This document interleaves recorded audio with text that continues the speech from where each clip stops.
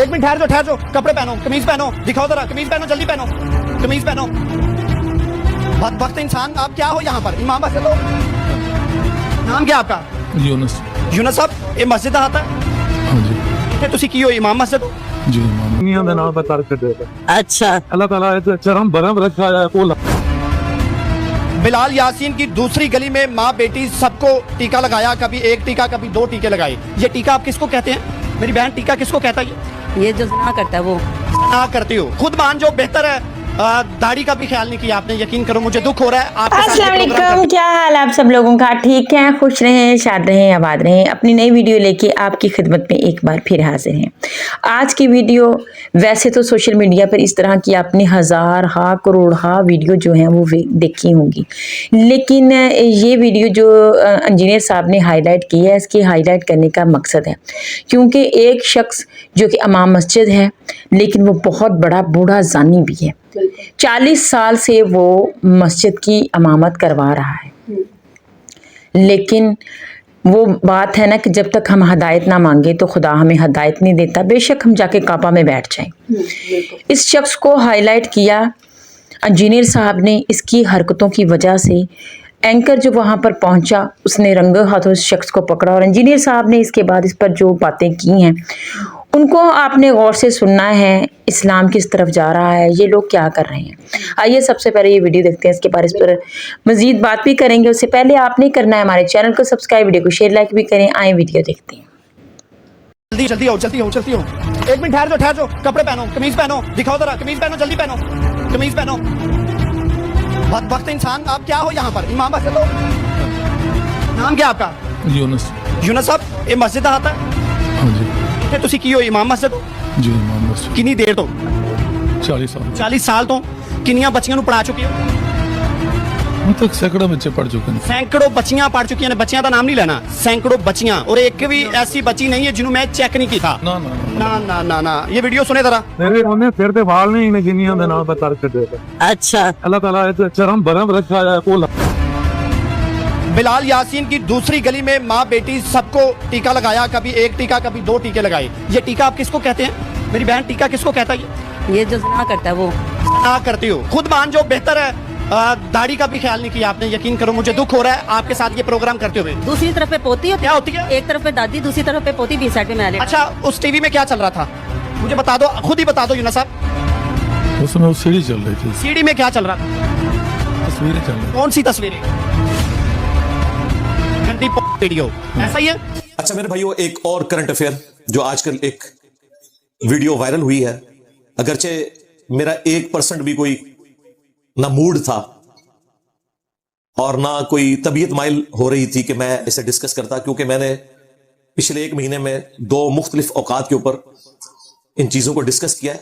लेकिन चूंकि अब वाकया नया आया है और ये बड़ी वर्स्ट फॉर्म में आया है, एक मौलाना साहब ने जबरदस्ती मुंह काला किया और उसकी वीडियो बनी हुई है। मुझे बताएं, मैं जो ये कहता था ना कि आम मुसलमान जो है ना वो मैयत की चरपाई को ना अंधेरे में देख के डर जाता है, मैयत ना रखी हुई हो, सिर्फ चरपाई रखी हो, और मौलवी जो है खुदा से नहीं डरता। मुझे बताएं, आप लोग तो सिर्फ ये देख रहे हैं कि उसने मस्जिद के अंदर ये सब कुछ किया। मैं ये देख रहा हूं कि एक गैर मुस्लिम जब ये देखेगा कि मस्जिद के मेहराब में जहां इमाम खड़ा होकर नमाज पढ़ाता है, सबसे अफजल तरीन जगह मस्जिद की, उधर उस मस्जिद का इमाम नमाज नहीं पढ़ा रहा बल्कि जबरदस्ती कर रहा है। ये उस्ताद और शागिर्द का रिश्ता आप देख लें।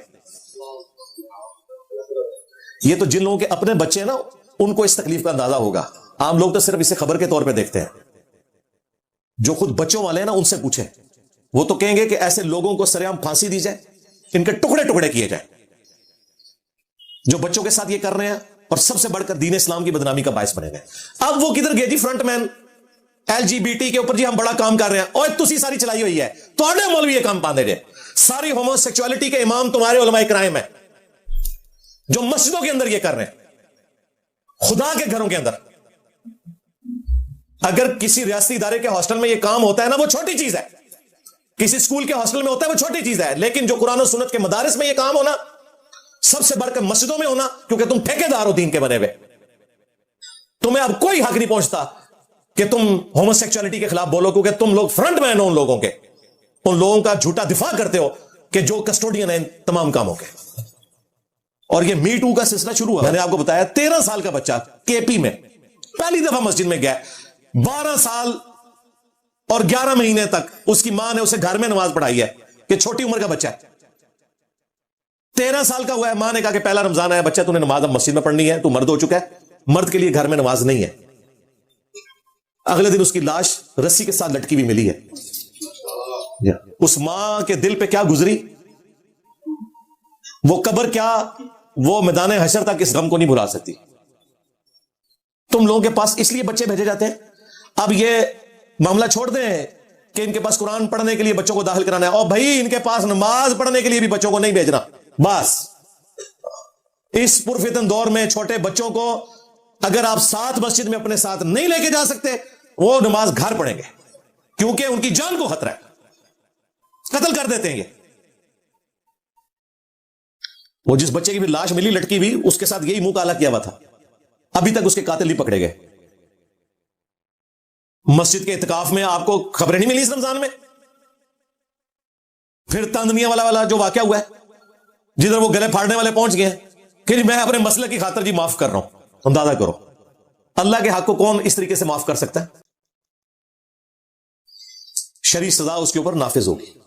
اس کے بعد ہمارے یہ جیلم شہر میں ہی, جیلم کی آپ سمجھ لیں ضلع جیلم کے اندر ہی تحصیل آتی ہے دینا سٹی کے اندر ایک واقعہ رپورٹ ہوا, اور اب یہ لاڑکانہ والا واقعہ سندھ کے اندر بھی. یعنی سارے صوبوں میں یہ آپ کو واقعات مل رہے ہیں.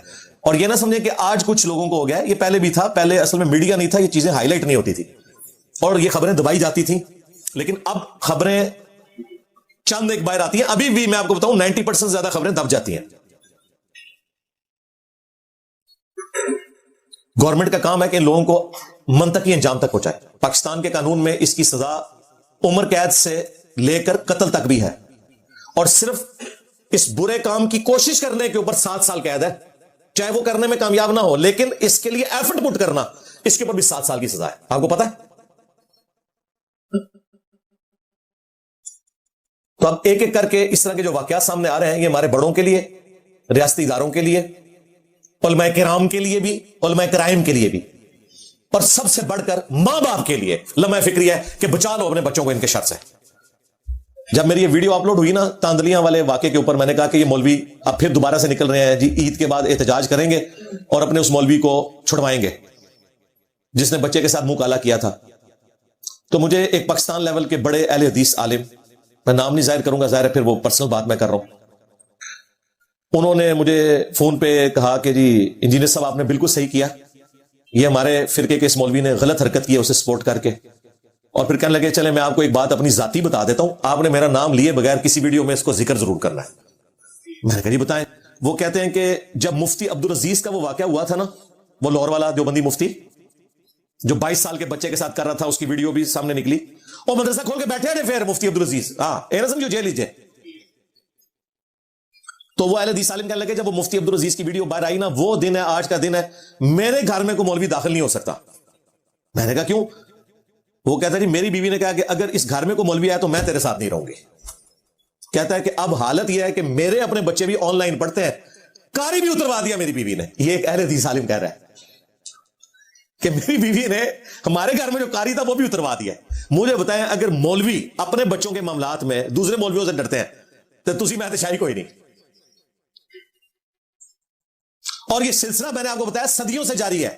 ہاں, تاریخ ابن کثیر میں 800 سے 700 سال پہلے حافظ ابن کثیر جنہوں نے تفسیر ابن کثیر لکھی, ان کی تاریخ ابن کثیر بھی ہے, البدایہ والنہایہ, بریلوی دیوبندی اہل حدیث تینوں ان کو بزرگ مانتے ہیں. انہوں نے تاریخ ابن کثیر میں لکھا, اپنا تجربہ بیان کیا. انہوں نے کہا کہ کوئی جج, کوئی حکومتی عہدیدار, کوئی فقیہ, کوئی مفتی, کوئی عالم ایسا نہیں ہے جو اس بدفعلی کے کام میں مبتلا نہ ہو, سوائے اس کے کہ جسے اللہ محفوظ کر لے اور ان کا اپنے بچوں کو ان مولویوں کی پونچھ سے دور رکھیں, خصوصاً سفر کے دوران. اس زمانے میں ظاہر ہے سفر میں تو بالکل ہی ایک معاملہ آنکھوں سے اوجھل ہونے والا, ٹوائلٹ کے لیے بھی آپ کو جنگلات میں جانا پڑتا تھا. 700 سال پہلے وہ کہہ رہے ہیں کہ اپنے بچوں کو مولویوں کی پونچھ سے دور رکھیں. کون؟ حافظ ابن کثیر. جب میں نے یہ بات کی تھی عبدالستار عیدی صاحب والے ایشو کے اوپر, تو سارے مولویوں کو تکلیف ہوئی تھی کہ انجینئر صاحب نے تو سارے مدارس کو کہہ دیا. بھائی میں نے سارے مدارس میں سارے بچوں کے ساتھ یہ بات نہیں کی, لیکن سارے مدارس میں یہ کام ضرور ہوتا ہے.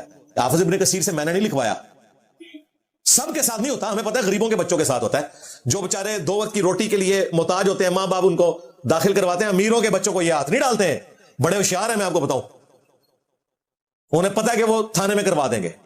हमेशा ये गरीब गरीब किस्म के बच्चे हैं जिनके साथ ये लोग करते हैं जबरदस्ती वाला मामला। तो ये शुरू से होता आ रहा है। फिर मियां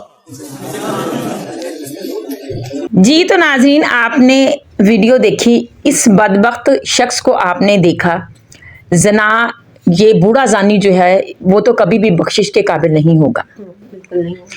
और इंजीनियर साहब ने इसके अलावा भी बहुत सारे बरेलवी उलमा इस तरह के हैं जिनके नाम लिए हैं, जो कि इस तरह का किसी ना किसी काम में बच्चों के साथ जो ज़्यादती है या इस तरह की चीज़ें जो वो हाईलाइट उन्होंने की हैं। अब आप ये देखें कि इस शख्स के साथ साथ वो औरतें भी उतनी ही गुनाहगार हैं जो इसके साथ मुलव्वस रही हैं, क्योंकि इंसान जो है उसकी मर्ज़ी के बगैर कभी कुछ हो नहीं सकता। और ये औरतें भी गुमराही का शिकार हुई। बेशक वो उनको गुमराह किया उसने, लेकिन वो खुद भी इसमें मुलव्वस हैं, क्योंकि हमें बुराई के खिलाफ खड़े होना है, उसके खिलाफ बोलना है, ना कि हम बुराई में मुब्तला हो जाएं। मैं उन माओ बहनों से इल्तिजा करती हूँ कि जो कारियों के पास इस तरह से कुरान की तालीम लेने जाती हैं लेकिन अपनी दुनिया और आखिरत दोनों ख़राब कर लेती हैं। इससे बचें। अपनी बच्चियों को आप औरतों के पास ही भेजें पढ़ने के लिए, मर्दों के पास ना भेजें। ये ज़माना बहुत जो ख़राब हो रहा है। आपकी इस बारे में क्या राय है? कमेंट में अपनी राय का इज़हार ज़रूर कीजिए। इंतज़ार रहेगा। तब तक हमें दें इजाज़त। अपना बहुत बहुत ख्याल रखें। अल्लाह पाक को याद रखें। अस्सलाम वालेकुम।